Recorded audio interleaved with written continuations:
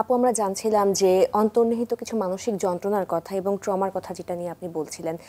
এই যে এই সময়টার আবেগের একটা যে অনিয়ন্ত্রিত একটা বিষয় থাকে, এই মানসিক যন্ত্রণাটা আসলে কি করে লাঘব করা যায়? মানুষ কি করে তখন আবেগ নিয়ন্ত্রণে নিজেকে নিয়ে কাজ করতে পারে?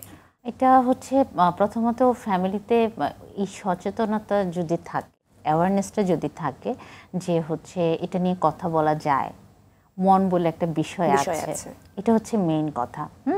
আমরা যখন একটা ফ্যামিলিতে যাই, যখন এর ধরনের ঘটনা ঘটে, তখন দেখা যায় যে তারা কথা বলতে চায় না। কেন কথা বলতে চায় না? কারণ আমরা অনেক অনেক কিন্তু এগিয়ে আসছি, মেন্টাল হেলথটা অনেকটা এগিয়েছে, কিন্তু তারপরেও এখানে কিন্তু ওই জায়গাটায় এখনও বাধা আছে একটা, যে আমি যদি সচেতন না হই তাহলে কিন্তু আমি কথা বলবো না, একটা ভয় থাকে আমাদের মধ্যে। তাহলে কি আমরা সবাই ওই জায়গাটায় চলে গেলাম? কেন আমার মনের ডাক্তারের সাথে কথা বলতে হবে? তো সচেতনতা যদি থাকে তবেই কিন্তু এটা সম্ভব, এবং সাইকোথেরাপির মাধ্যমে অবশ্যই সম্ভব। একদমই। এবং আমি অনেক দেখতে পাই যে অ্যাডোলেসেন্ট পিরিয়ডের অনেক ছেলে মেয়ে কিন্তু নিজের থেকে উদ্যোগী হয়ে আসছে, কিন্তু বলছে যে আপু এটা কিন্তু আমার বাবা মা জানে না, আমি কিন্তু তাদেরকে বলতে পারবো না। তো তখন আমরা দেখি তারা সচেতন হলেও পরিবারের মাঝে আসলে এই সচেতনতার জায়গাটার অভাব আছে। এবং পরিবাররা কিন্তু এই জায়গাটায়, এবং এই বয়সে যেটা বলছিলে যে এই বয়সে প্রেম করতে পারে, কেউ কাউকে পছন্দ করতে পারে, এটা খুব স্বাভাবিক বিষয়। কিন্তু আমি চিন্তাই করতে চাই না যে এটা স্বাভাবিক বিষয়। এবং যদি এটা স্বাভাবিক বিষয় হিসেবে দেখি, যে ভয়টা বাবা মারা আমরা আসলে পাই, তাহলে কিন্তু ওই সমস্যাটা সমাধান হয়ে যায় ঘরেই। তারা এসে কিন্তু তার পছন্দের কথা বাবা মাকে বলছে, বলার পরে বাবা মা সেখানে গাইড করতে পারছে, কোনটা ভালো কোনটা খারাপের জায়গাটা দেখিয়ে দিতে পারছে। আর আমার তো দরকার নাই তার আচরণটার দায়িত্ব আমার নেওয়ার, আমার শুধু দরকার তার কানে দেওয়া যে হচ্ছে যে তুমি কি কাজটা করছো এবং তুমি কোন জায়গায় আছো, কতটুকু যাবে। এরকম অনেক সময় দেখা যায় কি, এই যে ডিস্টেন্সের দূরত্বটার কারণে দেখা যায় যে ওরা অনেক সময় ভুল করে ফেলে, যে ভয়টা আসলে প্যারেন্টসরা পায়, ওই কাজটাই কিন্তু তারা তখন করে ফেলে এবং তখন তারা একুল উকুল না পেয়ে তখন এই যে সুইসাইডের পথ বেছে নেয়। এক্ষেত্রে আপু প্যারেন্টিং এর ভূমিকাটাও তো আসলে অনেক বেশি গুরুত্বপূর্ণ। সবচেয়ে বড় ইম্পর্টেন্ট এখানে যে প্যারেন্টিং এর জায়গা হচ্ছে যে আমরা উপর থেকে শুধু দেখবো তা না, আমরা উপর থেকে না, আমরা ওর সাথে থেকে। আমি যদি আমার ছোটবেলার কথা মনে করি তাহলে কিন্তু এটা হয়ে যায়। আমরা প্যারেন্টস হয়ে প্যারেন্টসের জায়গায় বসে আমরা চিন্তা করি আমরা ছোটবেলায় কিছুই করি নাই, আমরা সব ঠিক ছিল, আমরা এটা করিনি, কিন্তু আমাদের মনে কি প্রেম জাগতো না? আমার কি একটা ছেলেকে দেখলে ভালো লাগতো না, বা একটা মেয়েকে দেখলে ভালো লাগতো না? স্বাভাবিক একটা বিষয়, স্বাভাবিক বিষয়, বয়সের সাথে সাথে হবে। এইটুকু অ্যাকসেপ্ট করলেই কিন্তু হয়। শুধু এইটুকু না, ইভেন হচ্ছে তারা যদি এই যে পরীক্ষার রেজাল্ট করা, এটা এই জায়গার ক্ষেত্রে মানে মেইন কথা হচ্ছে যদি বাবা মা সাথে থাকা মানে হচ্ছে তাকে শোনা, তার কথাগুলো শোনা, আলোচনা করা, রেসপেক্ট দেওয়া, গুরুত্ব দিয়ে কথাগুলো শোনা, এবং ওই জায়গায় যেখানে ভুল করছে এখানে একটুখানি সুন্দর করে বলা যে ঠিক আছে এটা হয়ে গেছে বাবা, এই নেক্সট থেকে আমরা এইভাবে করতে পারি কি না, তাহলে হয়। এবং আমাদেরও কিন্তু বড় হয়ে দেখে আমরা যে অন্যায় করি না তা না, আমরাও কিন্তু সরি ওই জায়গাটা বলি না, কারণ আমরা ওই জায়গায় বসে থাকি, বসে ছোটদেরকে কেন সরি বলবো? আমি তো প্যারেন্টস, আমার তো বিষয়টা আসলে আলাদা। কিন্তু আমি যদি আজকে সরি না বলি, এই বাচ্চা বড় হয়ে সে কিন্তু প্যারেন্টস হয়ে সেও কিন্তু সরিটা শিখবে না। সুতরাং এটা আসলে ভাইস ভার্সা, এবং আমাদের কিন্তু এটা পরিবার থেকেই বিল্ড আপটা করা দরকার এই বিষয়টা। এই ক্ষেত্রে আপু আমরা আরেকটা জিনিস দেখতে পাই যে সোশ্যাল মিডিয়াতে এখন অনেক বেশি কিন্তু কেউ সেলফ হার্ম করছে বা কেউ সুইসাইড অ্যাটেম্প্ট করছে, সেই বিষয়গুলো কিন্তু খুব অন্যভাবেই চলে আসছে, পোস্ট করছে, লাইভে চলে আসছে, যেটা কিন্তু আরেকটা মানুষকে ইনফ্লুয়েন্স করছে অন্যভাবে। তো এই বিষয়টা আসলে মানসিক স্বাস্থ্যের উপর কতখানি প্রভাব পড়ছে? অনেক বেশি। আমার নিজের দেখলেই তো খারাপ লাগে। আর যাদের ক্রাইসিস আছে ভেতরে, তারা কিন্তু অনেক টেকনিক খুঁজে আমাদের সাথে যখন বলে যে আমি এই প্রসেসগুলো ফলো করছি কিন্তু পারি নাই, তো তখন কিন্তু এই জায়গাগুলো ভীষণ ইনফ্লুয়েন্স করে আসলে। যেভাবে আমরা দেখলাম অবিন্তির ওই যে ফ্যানের উপরে কাপড় ঝুলানো, একটা আমার ভাগনা দেখছিল বসে, সে বলছে যে খালামণি ওইখানে কাপড়টা কেন ঝুলানো, ওটা দিয়ে কি হয়েছে? তার মানে তাকে যখন আমি উত্তর দিতে যাব তখন উত্তরটা কি হচ্ছে, ও যদি অ্যান্সার না নিয়ে সে পুরা নিউজটা ফলো করে তাহলে তো সে জেনে যাবে আচ্ছা খারাপ লাগছে এই জন্য ওখানে কাপড় বেঁধে মরা যায়। তাহলে আমি এটা নিতে পারি। এটা এই ছোটবেলায় আরো বেশি কিন্তু বসে যায়। আর যাদের মধ্যে যে ক্রাইসিস আছে তারা কিন্তু এই প্রসেসগুলো ফলো করি এবং নিত্য নতুন প্রসেসে আমরা এই সুইসাইড অ্যাটেম্পটগুলো নিয়ে থাকি, সেলফ হার্মগুলো করে থাকি, কিন্তু ভীষণ ইনফ্লুয়েন্স একদমই। তো সেই ক্ষেত্রে আপু আমাদের মনে হয় যে তথ্য প্রদান করা এবং গণমাধ্যমেরও এই বিষয়গুলোতে আসলে আরো অনেক ধরনের WHO এরও অনেক ধরনের গাইডলাইন আছে, সেই বিষয়গুলো ফলো করার।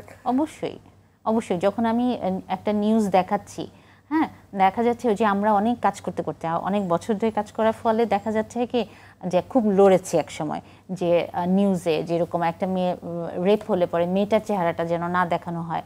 এখন দেখা যাচ্ছে এটা কিন্তু করতে করতে একটু বন্ধ হয়েছে, যে হয়তো বা চেহারা দেখাচ্ছে না, উল্টো দিক দেখাচ্ছে, এরকম করছে। তো এই জায়গাটা আসলে মিডিয়ারই কিন্তু সবচেয়ে বড় ভূমিকা, যে আমরাই এটাকে কিভাবে না দেখিয়ে থাকতে পারি।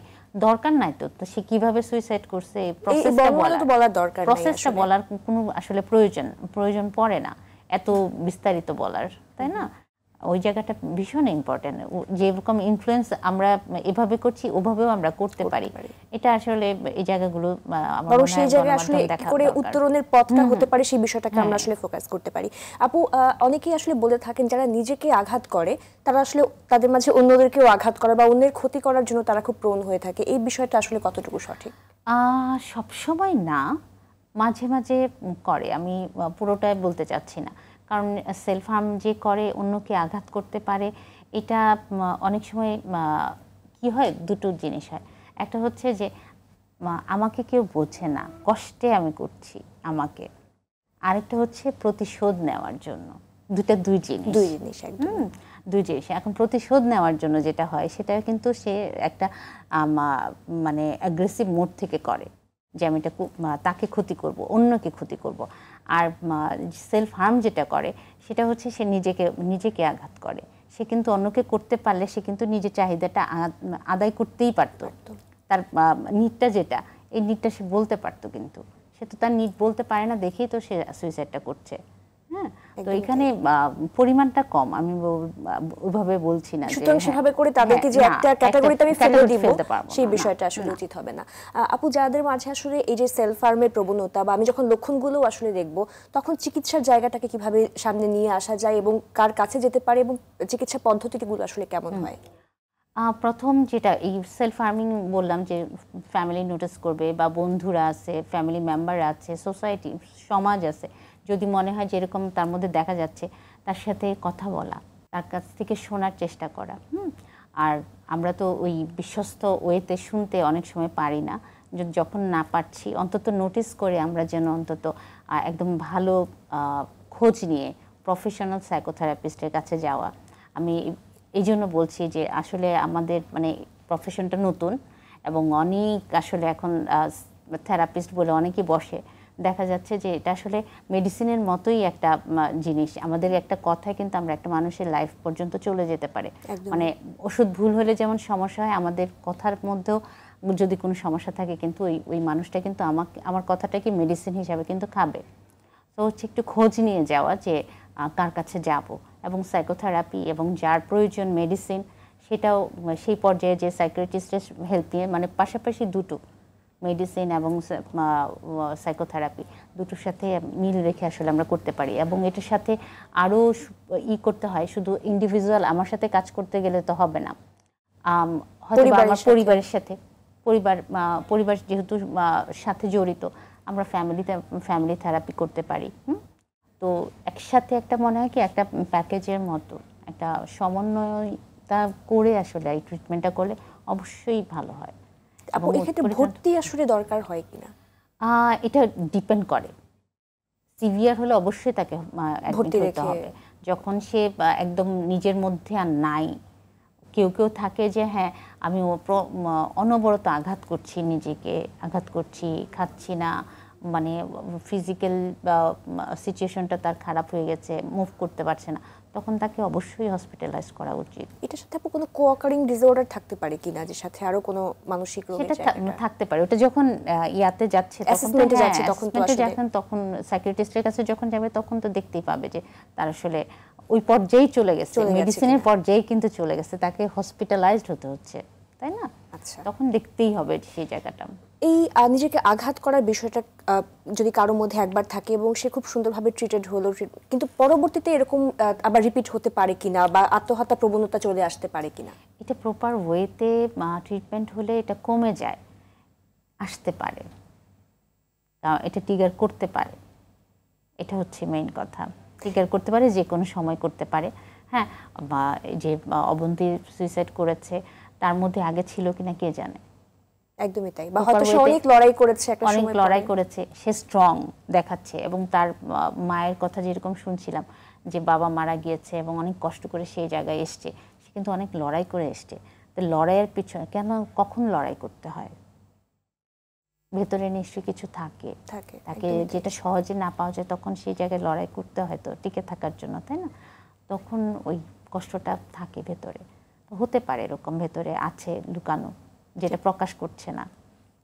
কিন্তু আরেকটা দেখা যায় কি, যারা করে বা সেলফ হার্ম করে, ওদের কথাবার্তায় কিছু বললে কিন্তু কথার মাধ্যমে কিন্তু বের হয়ে আসে, না ধর ভাল লাগে না, এখন আর ভাল লাগে না জীবনটা, এমন লাগে। সব মানুষ এরকমই, কিছু কথার মধ্যে না এরকম বের হয়ে আসে, আমরা বুঝতে পারি যখন কথা বলছে যে ওর মধ্যে কি আছে।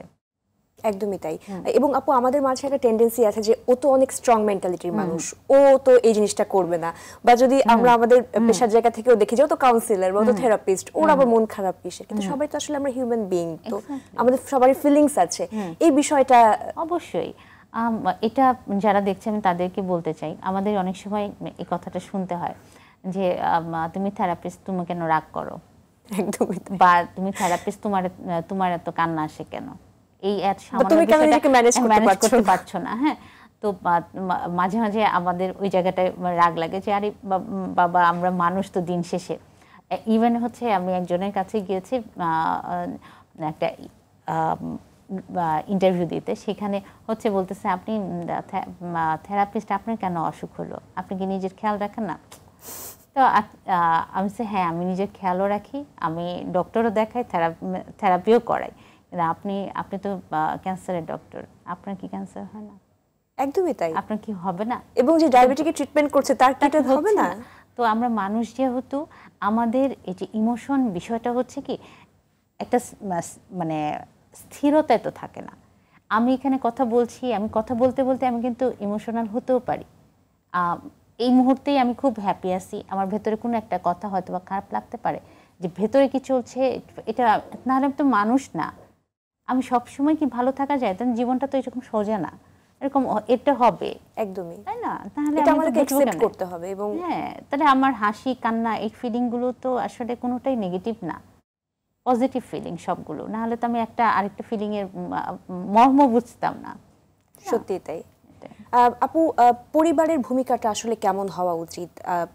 যে কোনো মানসিক অসুস্থতা নিয়ে যদি কেউ ভোগে বা একটু চ্যালেঞ্জ ফেস করছে, সেক্ষেত্রে আসলে ফ্যামিলি সাপোর্টটা একটু যদি বলতেন। ফ্যামিলি সাপোর্ট সবচেয়ে বড় জরুরি এখানে, এবং ফ্যামিলি সাপোর্ট ছাড়া আসলে ট্রিটমেন্ট দেওয়াটা অনেক কঠিন। যে পেশেন্ট আসে, নিজে যদি আসে ক্লায়েন্ট, তাহলে তার মধ্যে ওই স্ট্রেংথটা যদি থাকে, সে অনেক সময় নিতে পারে। অনেক সময় দেখা যায় যে তার মধ্যে সে ইয়াটা নাই, ফুললি নাই। আমি একটা ছেলের সাথে রিসেন্টলি করছিলাম যে সে টিনে আছে, তার একটা অ্যাফেয়ার ছিল, গার্লফ্রেন্ড চলে গেছে। চলে যাওয়ার পরে যেটা হচ্ছে যে সে এখন আর এটা মেনে নিতে পারছে না, এবং সে হাত কাটছে। সে এসে আমাকে দেখালো যেরকম করে যে আমি এটা করেছি। তো আমি এটা দেখার সাথে সাথে আমি ফিল করছি যে তার ফ্যামিলি সাপোর্ট দরকার, কারণ আমি তো ওর সাথে সবসময় থাকবো না। আমি এখনও তার ওই পর্যায়ে যাইনি নিজেকে টেক কেয়ার করার মতো। একটা পর্যায়ে গেলে পরে সে নিজেকে টেক কেয়ার করতে পারবে। আমি তাকে বলেছি, বোন কেউ কি আছে আমার সাথে কথা বলতে পারে, আমাকে অবশ্যই দিবা, কারো নাম্বার দিবা। সে বোনকে দিয়েছে, বোন এখন পর্যন্ত আমাকে কিন্তু ফোন দেয়নি। হ্যাঁ, তো আমি কার সাথে কথা বলবো? এই ছেলেটাকে নিরাপদ, আমার দেখা যাচ্ছে আমি তার সাথে তো বলছি কি খবর, কেমন আছো, বা এই করছো, রেগুলার আসছে কিনা, ওইটা আমি একটু, কিন্তু তার এই যে ক্রাইসিস মোমেন্টটা যাচ্ছে, সে যে কোনো সময় করতে পারে তো।